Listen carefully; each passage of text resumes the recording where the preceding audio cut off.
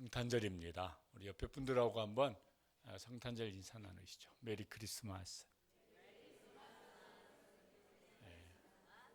이렇게 보시고 이분은 처음 뵙는 분 같다, 잘 모르는 분 같다, 그분하고는 인사 한번 더 나시면 좋겠습니다. 아는 분은 모른 체 하시고 모르는 분은 아는 체 하시고 한번 다시 한번 인사하시죠. 메리 크리스마스.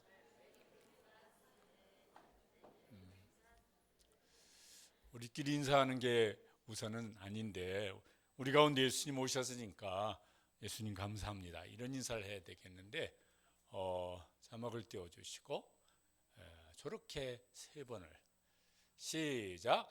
예수님 환영합니다. 예수님 사랑합니다.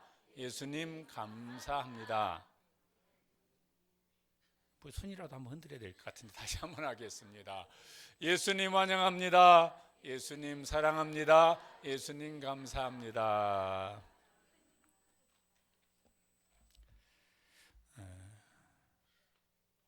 하나님 아버지께서 보내주셨고 예수님께서 우리 가운데 오셨고, 그런데 다른 사람들은 성탄절 의미를 모르지만은 성령님께서 예수 그리스도가 우리의 구주이심을 믿게 하셨고, 삼위일체 하나님께서 베풀어 주신 은혜입니다.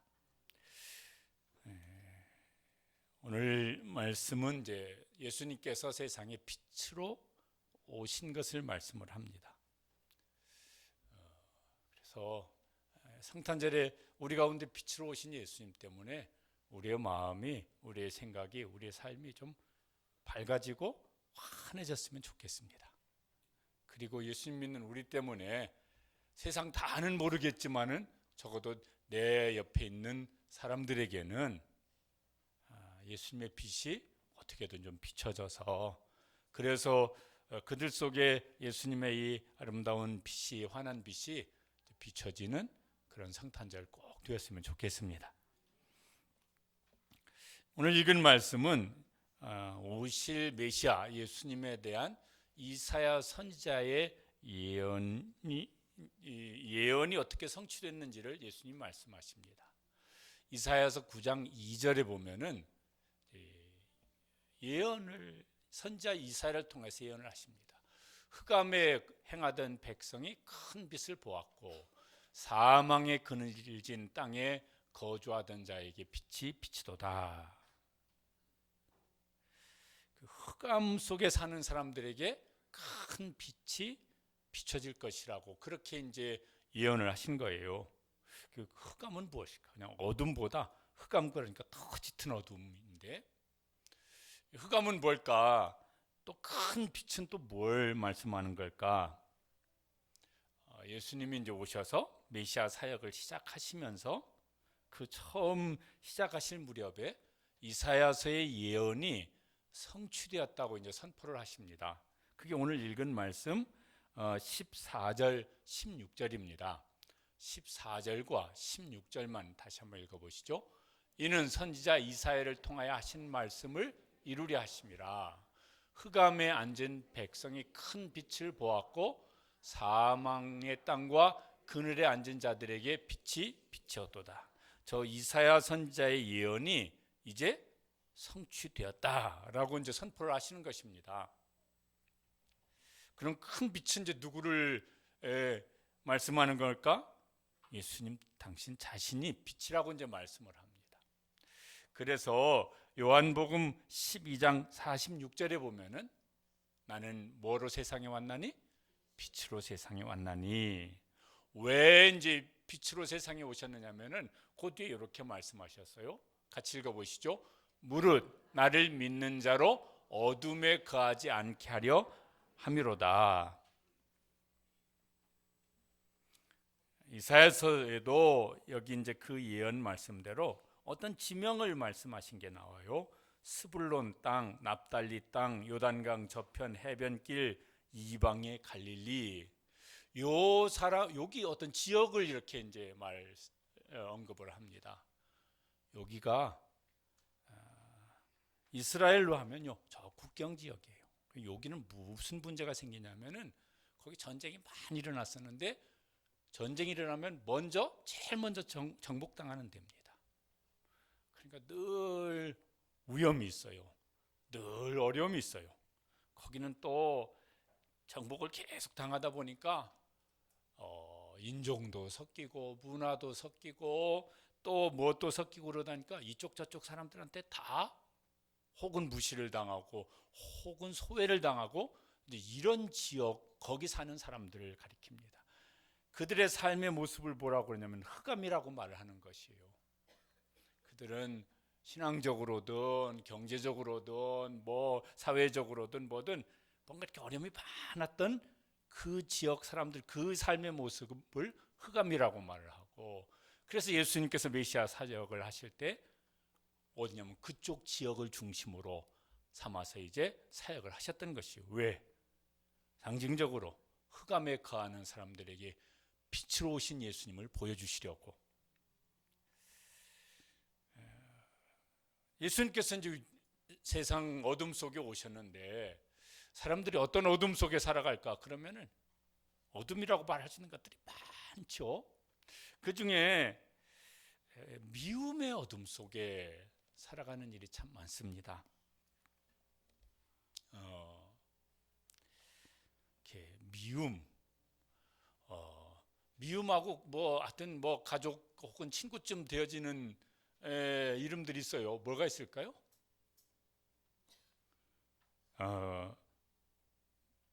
미움하고 비슷한데 시기, 혹은 질투, 혹은 분노, 더 심하면은 막 증오, 뭐 이런 것들 속에요. 이게 우리 속에 많이 있습니다. 그래서 이것이 많은 갈등을 일으키고 그 안에서 힘들게 힘에 버겁게 살게 하는 일들이 많습니다. 특별히 우리나라는 금년 12월 다 자세하게 언급하지 않아도 이제 정치인뿐만 아니라 국민까지도 편이 딱 갈려져 가지고, 그래서 그 안에 온갖 참 저렇게까지 말을 꼭 해야 될까, 막 이런 말들 거침없이 하고 있어요. 목회자들이 모여도 막 그런 일들이 생기기도 하고, 가족이 모여서 막 그렇게 하기도 하고, 어제까지 굉장히 친했었는데 모여서 이제는 아주 척진 왼수가 되어지기도 하고, 막 이런 일들이 이제 이거 언제 해결되어질까? 하나님께서 우리에게 긍휼을 베풀어 주셔서 이 미움 혹은 분노, 갈등, 증오, 이게 이제 속히 특별히 이제 성탄절 오는 성탄절이니까 우리 가운데 화목해 평안을 주시려고 사랑을 주시려고 오신 주님의 은혜가 우리 사회 가운데 우리나라 가운데 흘러 넘쳐서 생각은 다르고 무슨 다른 게 다르죠. 세상이 똑같은 사람 없지만은 다른 것을 그래도 이해도 할 수 있고 용납도 할 수 있고 그러면서 여전히 좋은 관계를 유지하면서 나아갈 수 있는 우리나라가 되어지고 우리 국민이 되어지고 그 안에 사는 모든 백성들 성도들도 마찬가지지만 그렇게 되기를 간절히 소원합니다. 그런 은혜를 주시기를 간절히 기도하시기를 바랍니다.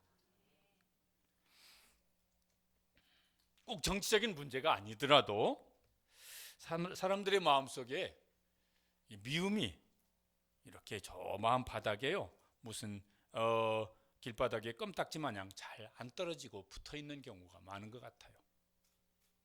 어느 날 막 이게 이제 드러나요. 혹은 옛날 이렇게 이 구정물통에 저 밑에 가라앉아 있어요. 뭐가 한번 휙 저어지면은 이게 쑥 올라와 가지고, 그래서 가족 간의 갈등이든 무슨 막 여러 곳에 사람 있는 곳에 하여튼 이렇게 불편한 갈등들이 이제 자꾸 생기게 되어집니다.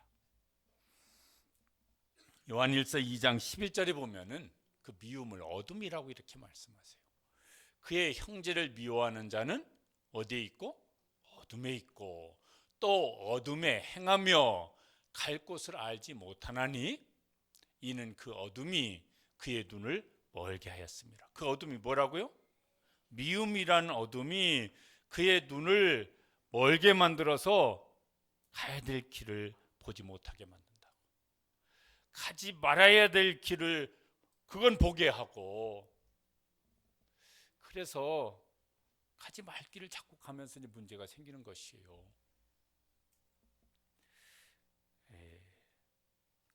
예수님은 미움이든 무슨 분노든 막 증오든 이게 많은 세상 속에 빛으로 오셨는데 무슨 빛으로 오셨냐면은 사랑이라는 빛으로 오셨습니다.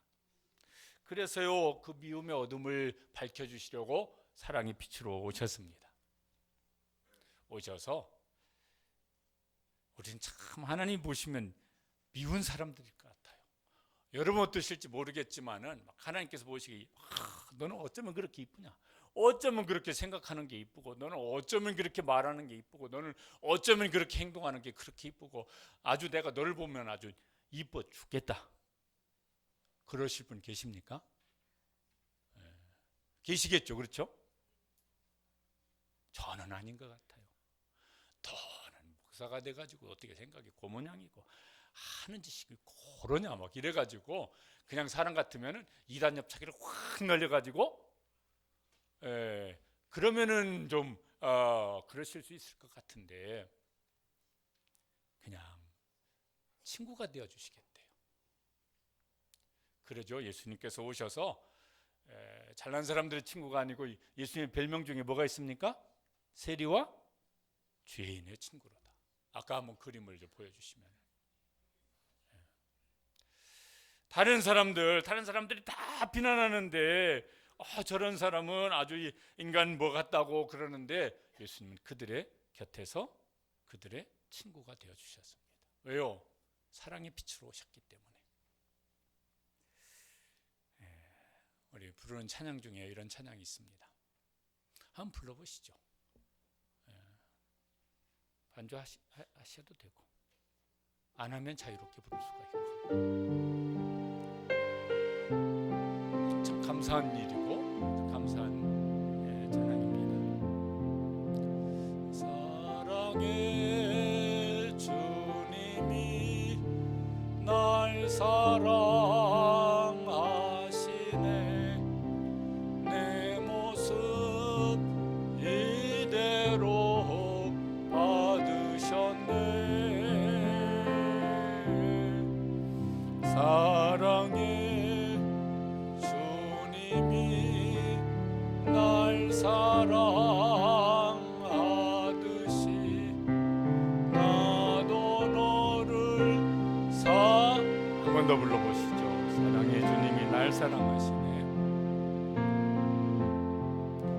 사랑의 주님이 날 사랑하시네. 내 모습 이대로 받으셨네. 이거 우리 하는 거 있잖아요. 이렇게 옆에 분 이렇게 손 내미시고 이미 날 뭐였지? 나도 너를 사랑. 안아줄 수 있는 사람 먼저 한번 안아주시길 바랍니다.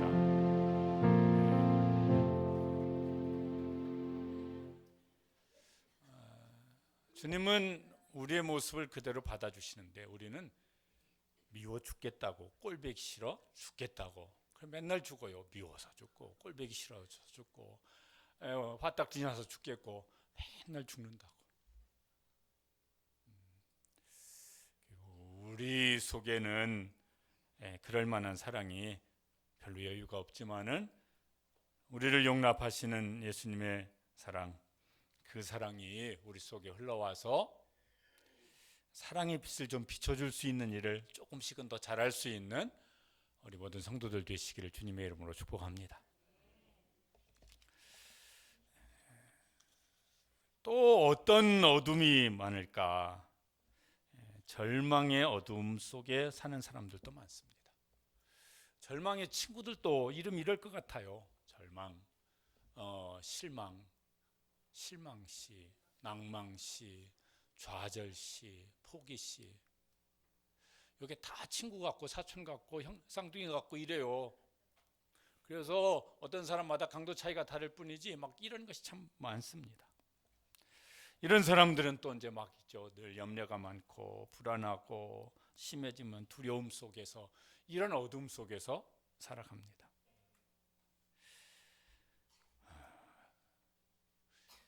이걸 이제 이겨낼 수 있으려면 이제 뭔가 이렇게 소망의 빛이 혹은 희망의 빛이 보여야 되는데, 그게 안 보이면은 힘을 잃어버려요. 그래서 이제 무너지는 일들이 많습니다. 이런 걸 이길 수 있는 막 희망이 어디 있을까? 그런 소망이 어디에서 이거는 진짜, 이건 흔들리지 않는 희망이다. 이런 게 어디 있을까? 그림을 하나 보여주시죠.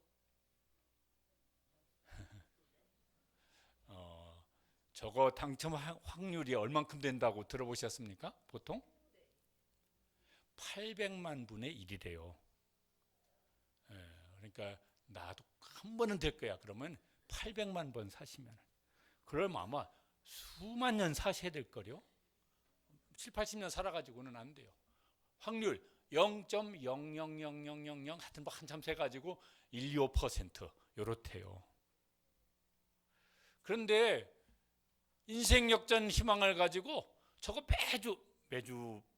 매주 사는 사람이 우리 5천만 국민 중에 800만 명은 저걸 사는 모양이에요. 평생에 한번, 우리 중에 저 되신 분 계십니까? 절대로 소고기 사라고 안 할 테니까 1등 되신 분 계십니까? 없어요. 또 그거 된 분들 대체로 어떻게 산다고 그럽니까? 이런 표현을 쓰면 안 되는데 인생 조졌다고 그러더라고. 그러니 그게 희망이 현실이 되지도 않지만은 어쩌다 저 800만 명 중에 한 명, 두 명이 되어져도 그게 인생에 그렇게 흔들리지 않는 소망은 되지 않는 모양이에요. 그것 때문에 오히려 더 곤란을 겪는 일들도 많은 모양이에요. 예수님은 우리에게 소망의 빛으로 오셨습니다. 어둠이라고 하는, 혹은 절망이라고 하는, 혹은 실망이든 낭망이든 막 두려움이든 뭐가 됐든 또 우리 속에 이런 것이 이제 많이 있는데, 그런데 그 어둠을 비춰주는 소망을 주시려고 오셨어요. 그 중에 예수님께서 하신 말씀 중에 이런 말씀이 마태복음 28장 20절에 있습니다. 예수님 승천하시기 얼마 전에 저런 약속을 하셨습니다. 한번 같이 한번 읽어보시죠. 내가 세상 끝날까지 너희와 항상 함께 있으리라 하시니라. 아멘입니까? 주님은 오늘도 저 약속을 지켜주실 줄로 믿습니다. 평생 지켜주실 것입니다. 저 약속을 평생도록 지켜주실 것입니다. 그리고 영원토록 지켜주실 것입니다. 사람은 늘 함께하지 못해요. 함께하는 것 같은데 보니까 함께하는 사람이 아니에요. 아니, 아침에는 함께했는데 저녁에 보니까 함께할 수 있는 사람이 아니에요. 어제는 함께했는데 오늘은 함께하는 게 정말 싫은 사람이에요. 저 사람 나 알아주는 사람인가 했던데 어느 순간 보니까 내 뒤통수를 치고 있는 사람이에요. 이런 일이 우리 속에 많습니다. 심지어는 가족 속에도 이런 일이 있을 수가 있고. 그런데 한번 따라서 해보시죠. 적어도 이래봬도 나는 평생 함께하는 분이 있는 사람이다. 영원히 함께하는 사람이 있는 분이다.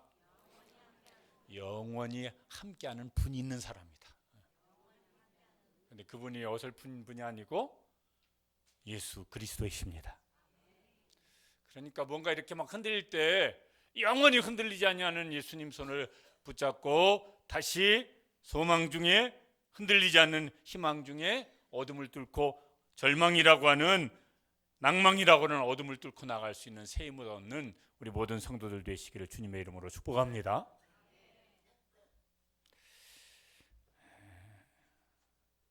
모든 사람들이 갇혀있는 어둠이 있습니다. 다 아시죠? 뭡니까? 죽음이 있죠. 미움은 모든 사람이 아닐 수는 있어요. 혹은 절망이나 혹은 낭망은 모든 사람이 아닐 수도 있어요. 또 거기에 있다가도 또 이렇게 벗어날 수도 있어요. 이 죽음의 어둠은 모든 사람이 죽음의 어둠에 갇혀 있습니다. 그리고 아무도 벗어나지 못합니다. 자기 스스로는. 예수님은 죽음에 매 있는 사람들, 이들을 이제 위해서 오셨어요.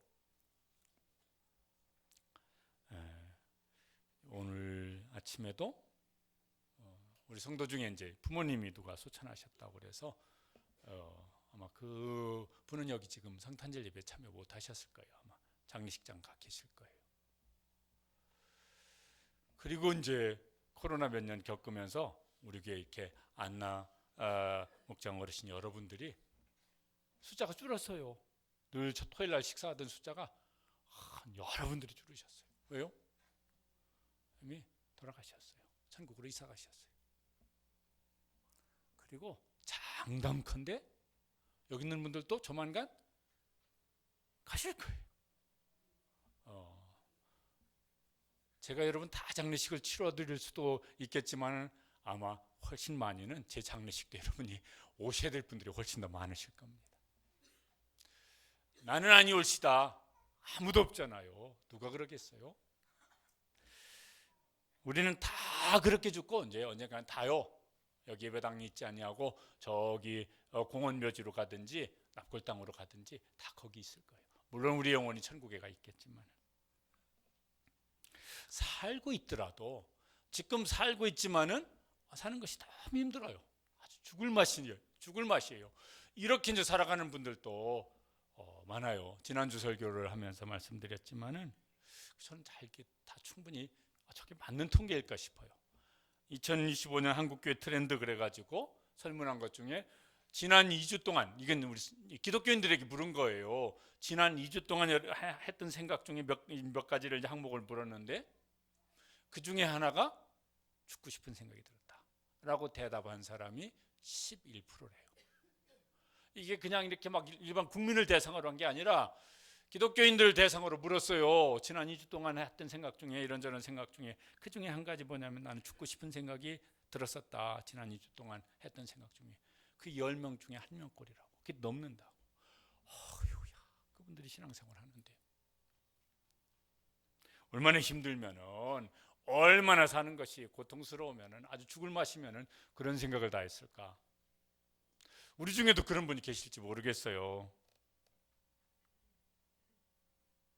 사랑의 빛으로, 소망의 빛으로, 무엇보다도 생명의 빛으로 그런 우리 성도들 마음속에 환한 빛으로 비춰주시는 은혜 주시기를 주님의 이름으로 축복합니다. 살맛이 나는, 살 힘이 있고 살맛이 나는 이런 이제 신앙생활을 할 수 있게 되시기를 주님의 이름으로 축복합니다. 예수님께서 이제 그걸 위해서 세상에 이제 오셨습니다. 요한복음 8장 12절에 보면은 이렇게 말씀을 하셨어요. 예수께서 또 말씀하여 이르시되 나는 세상의 빛이니. 그 다음에 같이 읽어보시죠. 나를 따르는 자는 어둠에 다니지 아니하고 생명의 빛을 얻으리라. 나를 따르는 자는 어둠에 다니지 아니하고 생명의 빛을 얻으리라. 그래서 예수님께서 이제 죽음이라고 하는 어둠 가운데 있는 사람들 가운데 오신 것이죠.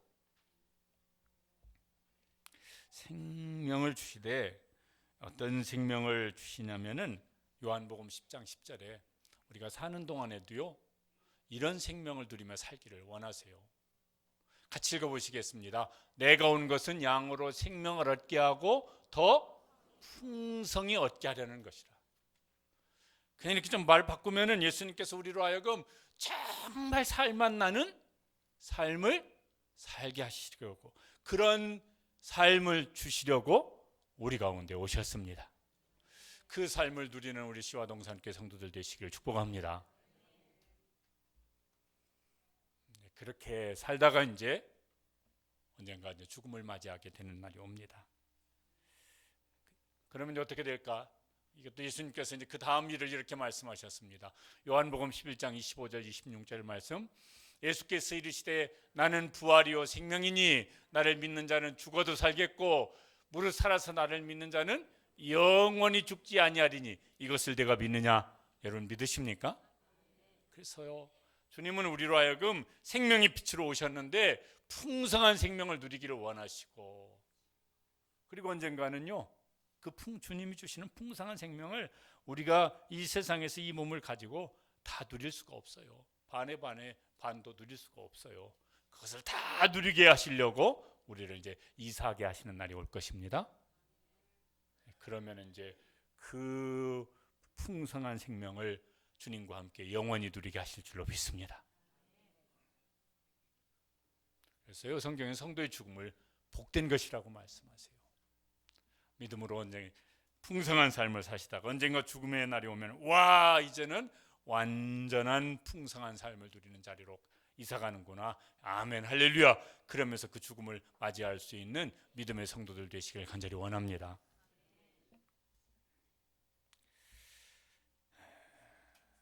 근데 이제 사람들이 빛을 별로 좋아하지 않는다고 말씀하세요. 오히려 어둠을 더 사랑한다고 말씀하세요. 요한복음 3장 19절에 보면은 왜 그럴까? 곧 빛이 세상에 왔을 때 사람들이 자기 행위가 악함으로 빛보다 어둠을 더 사랑하는 것이니라.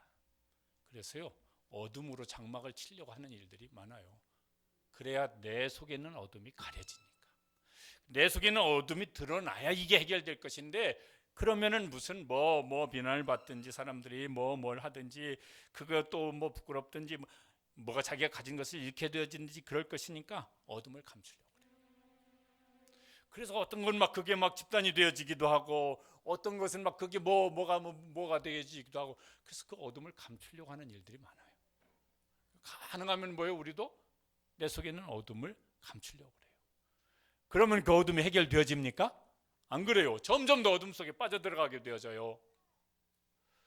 사람 앞에는 다 그렇게 하기 어려우면은 하나님 앞에 나와서 우리 속에 있는 어둠을 다 말씀드려서 이실직고 하여서 제 속에 이런 어둠이 있습니다. 그 어둠을 스스로 드러낼 수 있게 되시기를 바랍니다. 그때 그 어둠 속에 빛이 비춰지게 될 것입니다. 감추려고 하면요 그게 빛이 안 들어와요.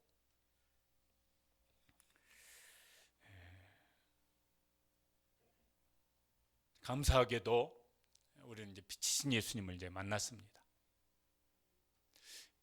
예수님 안에서 우리에게 주신 그 빛을 어둠 이것 드러내서, 사람 앞에는 못 드러내면 안 드러내도 될 수 있을 것 같아요. 그런데 하나님 앞에는 그 어둠을 다 드러내서 주님께서 비춰주시는 그 빛 속에, 환한 빛 속에 온전히 들어가기를 사모하시고 그 빛 속에 주시는 은혜를 누리며 살 수 있는 이런 우리 성도들 되었으면 참 좋겠습니다.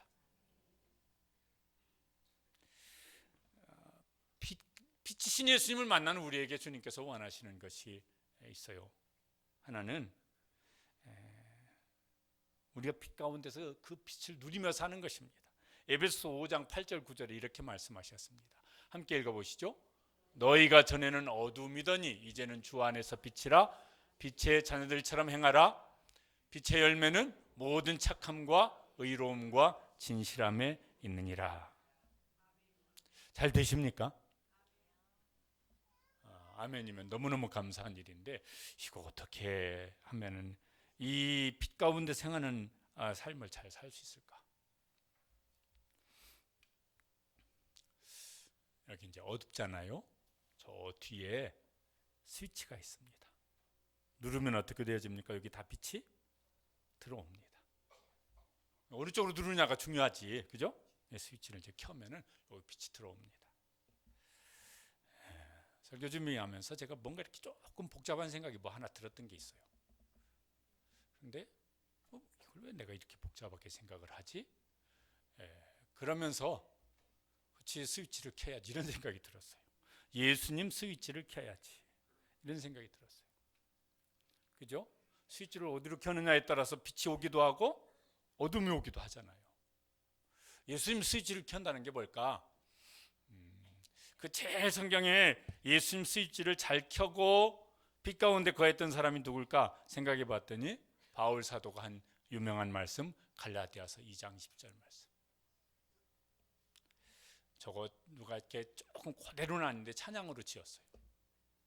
내가 그리스도와 함께 십자가에 못 박혔나니 그런즉 이제는 내가 산 것이 아니요 오직 내 안에 예수께서 사시는 것이라.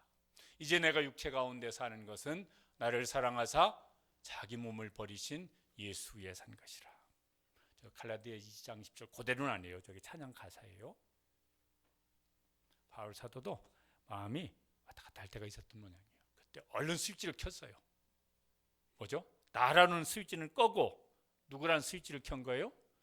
예수님 스위치를 켠 거예요. 그러니까 내 나로 사는 것이 아니라 내가 예수님으로 지금 살고 있구나. 이걸 이제 경험하면서 사셨던 거예요. 그래서 우리 속에 우리가 부족하죠, 연약하죠. 그래서 어둠이 순간순간 들어오려고 그래요. 마귀는 순간순간 우리 속에 어둠을 다시 집어넣으려고 합니다. 그래서 우리 생각이 이렇게 믿음이 왔다 갔다 할 수 있습니다. 그때 어둠의 스위치를 끄고 빛의 스위치, 예수님의 스위치를 켤 수 있게 되시길 바랍니다. 이건 내가 해야 될 일이에요. 누가 억지로 시키지는 못해요. 내가 선택하고 내가 결정할 일입니다. 물론 그 은혜를 구하고 그 생각을 가지고 빛의 스위치를 켤 수 있도록 기도하시고 은혜를 구하고 결심하고 빛의 스위치, 예수님의 스위치를 켤 수 있게 되시길 바랍니다. 또 한 가지는 여전히 어둠에 붙잡혀 사는 사람들에게 빛을 보여주라고 말씀하세요. 예수님 빛이신데 예수님 믿는 사람에게 마태복음 5장 14절에 보면 너희가 세상의 빛이라고 말씀하십니다. 왜? 예수님이 우리 속에 계시니까. 빛이신 예수님이 우리 속에 계시니까 너희도 빛이라고 말씀을 하시는 거예요. 어떻게 빛을 비추면 좋을까? 요한일서 2장 10절 말씀에 형제를 미워하는 건 어둠이라고 말씀하셨는데 그 앞절에 보면은 뭐라고 그러시냐면은 같이 읽어보시죠. 그의 형제를 사랑하는 자는 빛 가운데 거하여. 사랑하는 거 뭘 어떻게 하는지 모르시는 분 안 계시죠? 잘 모르시면 고린도전서 13장 열심히 읽어보세요. 사랑은 뭐하지 않고, 사랑은 뭐하고 오래 참고, 사랑은 시기하지 않고 물에 행하지 않고 자기 유익을 구하지 않고 하여튼 뭐 있어요. 그런데 그 모르는 사람 아무도 없어요. 사랑 안에서 거하면은 이 사람은 빛 가운데 가는, 미움 가운데 거하면은 이 사람은 어둠 가운데 가는 사람인데, 사랑 가운데 가면 빛 가운데 가는 사람이라. 그 형제를 사랑합니다. 형제가 누군지 모르세요? 옆에 있는 사람 얼굴 한번 쳐다보시기 바랍니다. 내가 사랑해야 될 형제가 누군지 한번 옆에 있는 사람 얼굴 한번 쳐다보시면은 보입니까?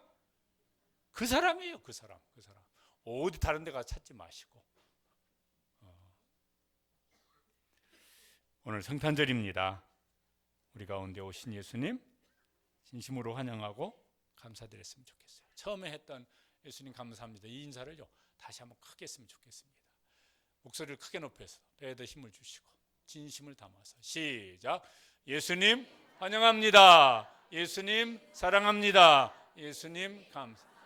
이거를요 예수님 환영합니다, 요거 사랑합니다, 감사합니다, 이걸 다시 한번 바꿔가지고 우리가 뭐 할 수 있는 게 별로 없어가지고 이거라도 한번 해보는 거죠.